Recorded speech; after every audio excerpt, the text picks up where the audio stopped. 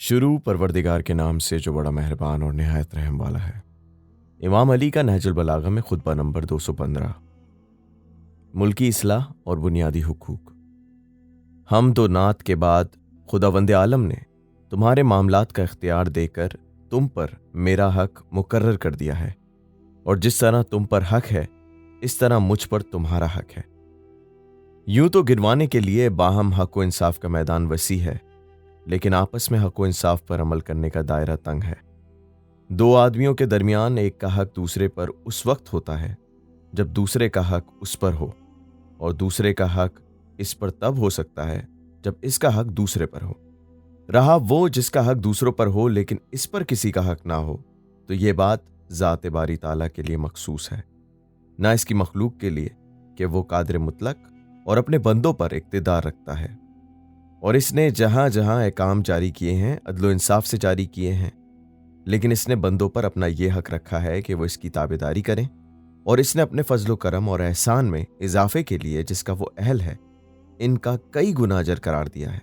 फिर खुदावंद आलम ने इन इंसानी हुकूक को जो बास के बास पर फर्ज हैं इन्हें भी अपने ही हुकूक में से करार दिया है, इस तरह के एक दूसरे के मसावी हो जाएं, और इनमें से बास हुकूक बास का बाइस होते हैं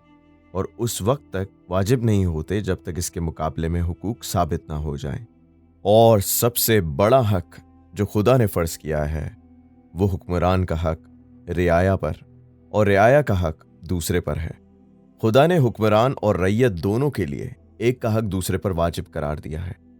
और इससे इसने राब्ता मोहब्बत कायम करने और दीन की इज्जत का जरिया करार दिया है।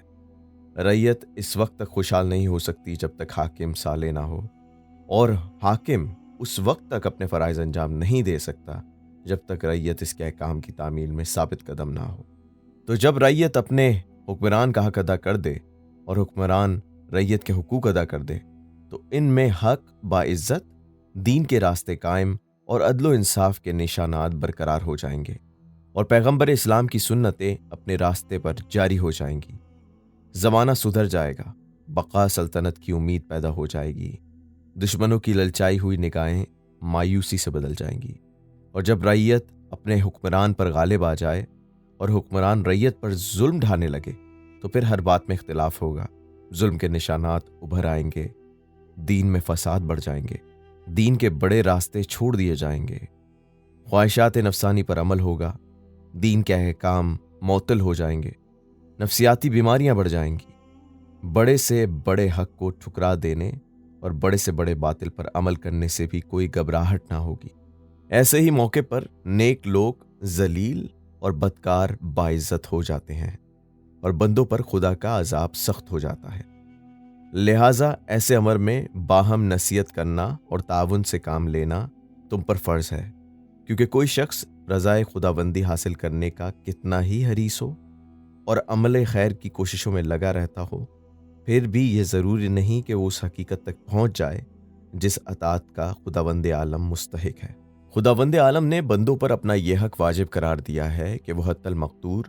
यानी जहाँ तक हो सके एक दूसरे को नसीहत करें और हक कायम करने के लिए एक दूसरे से ताउन करें। कोई शख्स हक में कितना ही बुलंद मंजिलत क्यों ना हो और दीन में कितनी फजीलत क्यों ना हासिल हो, मगर वो बहरहाल यह हक नहीं रखता कि खुदा के मुकर्रर किए हुए हुकूक से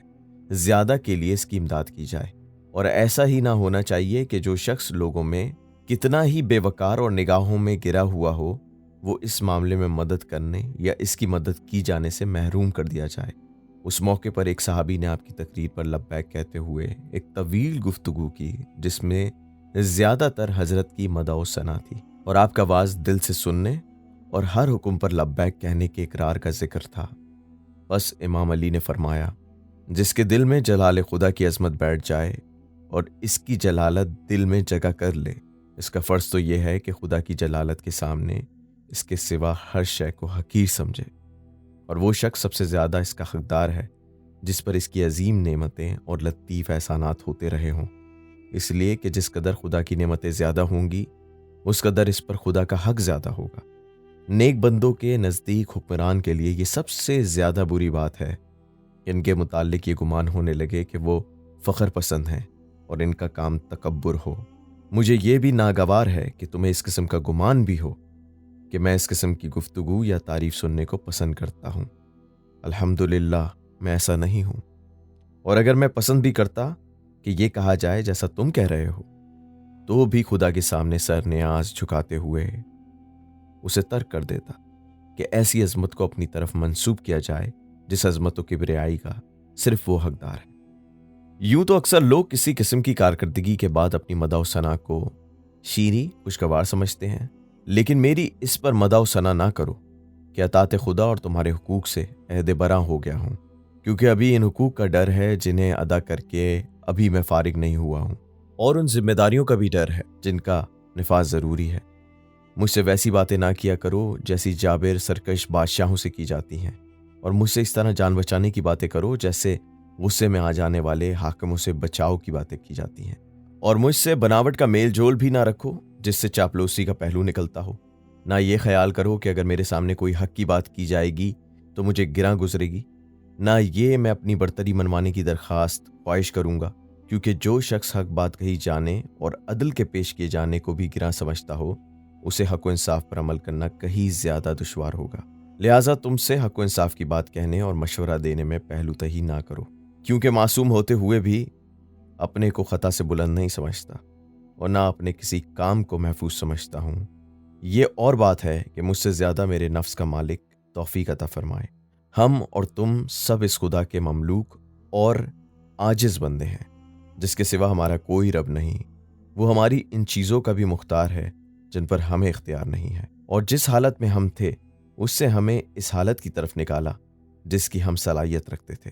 اسی نے ہماری گمراہی کو ہدایت سے اور بے بصیرتی کو بصیرت سے تبدیل فرمایا ہے۔